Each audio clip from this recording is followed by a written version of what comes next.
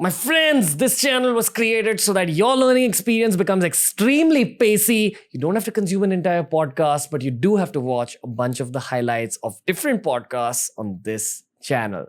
This is TRS Clips. Let's boil it down to basics. Could you list out foods that are bad for your gut biome versus foods that are good? Okay, for sure. So sugars.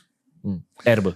Terrible. Stay away from sugars at all costs. You know, I hear people all the time that they say, okay, but I'm an active individual. I play sports. I need to have these sugary energy drinks. No, you don't. No, you don't. Have something that if you're an active individual, have something healthy. It could be fruits. Just a banana. Yeah, just a banana.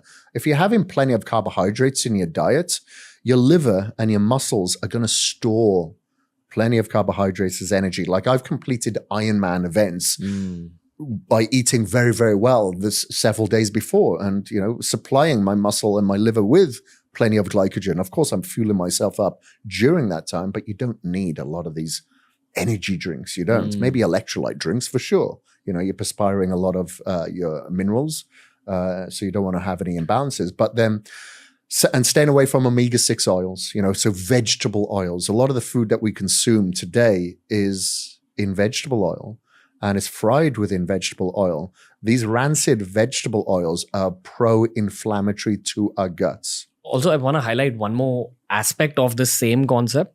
When you eat out, you're often having a dish that's made with a lot more oil. Yeah. So say the amount of oil that they're putting in that fried rice or the fried chicken is equivalent to all the omega-3 good oils that you consume in the week, because you're just consuming what, a teaspoon, a tablespoon every day of that.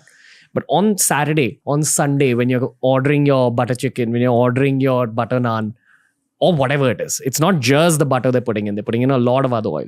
The total quantum of that omega-6 fat that you're putting in your body outweighs the amount of omega-3 you're putting in. Yeah, and 99% of the time, even if you're going to a fine dining restaurant, they're cooking it in like canola oil, soybean oil, some type of vegetable oil. What's the cooking aspect of that? It tastes better? Oh, no, it's cheaper.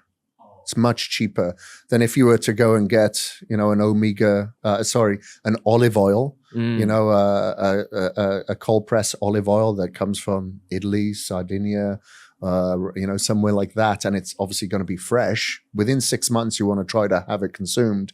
Otherwise, you know, sitting on the supermarket store, but that's for months on end, turning slightly rancid. That's going to be much better than a vegetable oil. Vegetable oils, the way that they're processed is very, very bad under a lot of heated conditions, sometimes with acids. And we're consuming that, you know, it's very, very bad. So unfortunately, like I'll go to a nice restaurant and I'll always ask, can you tell me what oil this is being cooked in? Unfortunately, a lot of the time it's just vegetable oil because it's so cheap. And I get it in buckets. I'm getting it in little bottles, big plastic buckets. Because of industrial manufacturing, which includes heavily heating the oil, which after you cool it down, like that process of heating it and then cooling it down changes the chemical composition. For sure. And it becomes rancid. It becomes a very pro-inflammatory omega-6 that we're consuming. So those are the main things that I'd say stay away from, and then consume things that are very healthy for the gut. So you want to look at prebiotics, prebiotic fiber from vegetable sources, a lot of green fibrous vegetables, and probiotic sources. So that could come from like a Greek yogurt or a curd, and, you know, kimchi, sauerkraut, those types of foods.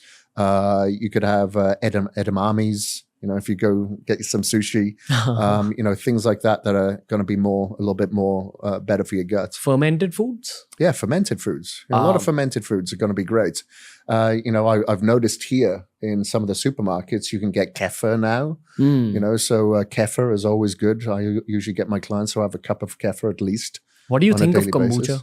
Kombucha's okay as long as it's low sugar, because unfortunately a lot of the kombuchas that you purchase out there have a lot of sugar. But I found some here. I can't remember the brand names that I've seen at some of the supermarkets, like at what's it, what's that hall that we spoke about? Food hall. Yeah, the food hall there. And what's the other supermarket that's very close to me? Nature's Basket. Nature's Basket. Yeah, Boom. there you go. You got it, buddy. You're on it. A lot of I've found a few in there that have low sugar. So they're going to be okay as well. And, if you can take a good probiotic supplement. Let's make it simpler. Yeah. What counts as low sugar?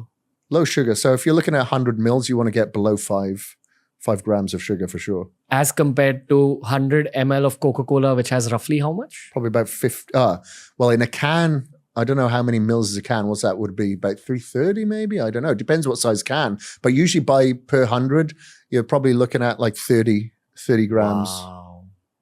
Wow. Yeah. So that 5 grams of maybe sugar. 20, 25. Yeah. But even that's a lot. Yeah. Well, that's like a teaspoon, isn't it? Every 5 grams is a teaspoon. Yeah. When we're talking about 5 grams in an entire bottle of kombucha, it's probably not going to be as sweet as you're expecting. No. That's the trade-off. Yeah. So again, it boils down to you just staying away from sweet things which you buy in packages. And if you want to eat sweet, eat freshly cooked sweet. Yeah, yeah. Or, like I said, in a form of like some sort of fruit sauce. As opposed to fruit juice, go for the fruit. You're not going to consume as much. To make like like I said, like an orange juice, you're probably going to have to squeeze like 15 oranges into that glass. And that's just a lot of sugar. And then when you have that, it's not as if that has fulfilled you. That's usually accompanying a meal. Yeah, I mean, dude, with everyone that I've observed who has tried losing weight, who has tried burning off fat, almost always. Like I went for dinner recently with some friends. I was having like a lot of food. I was having a salad. I was having an avocado toast. They were like, no, I've had dinner, but you know what? I'll have an iced tea. And they ordered 2 iced teas. I took a sip of it and it probably had more than 30 grams of sugar per 100 ml. And I'm like, you don't even know what this is doing to you. Yeah. So I always use, I don't know, I've never asked for an iced tea here in India, but in the US, I usually ask for an unsweetened iced tea.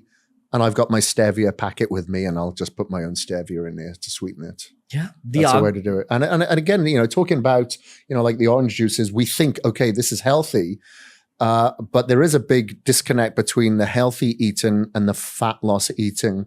So whenever people have asked me, what's your favorite cheat meal? Granola is that for me. And I go, granola, that's not a cheat. Well, I did a test the other day on my blood glucose monitor with granola. And that had the largest spike out of every cereal that I've tested so far. I was disheartened, actually. I was like, that's my favorite cheat.